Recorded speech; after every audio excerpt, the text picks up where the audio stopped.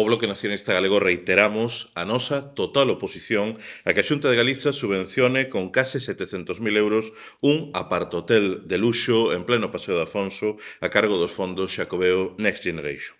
É vomitivo polo que ten de insultante e de insensível que o goberno galego dedique inxentes recursos públicos a seguir promocionando o boom especulativo do aloxamento turístico en Vigo, cando na nosa cidade os prezos do alugueiro non deixan de subir e seguimos a ver como se produce, de media, un desafiuzamento por día sen alternativa habitacional e mentres os pisos turísticos xa son máis de 2.000. O BNG xa denunciamos esta escandalosa subvención o pasado mes de agosto a través da nosa representación no Parlamento de Galiza e esta mañá vimos de sumarnos ao reclamo expresado polo colectivo Os Ninguéns e outras entidades sociais para exixirmos unha rectificación por parte da Xunta do Partido Popular. En lugar de subvencionar un establecemento turístico VIP con impoñentes vistas á ría, o que ten que facer o goberno galego é despregar unha enérxica política de vivenda que dote a Vigo, a maior cidade de Galiza, dun parque público de vivenda protexida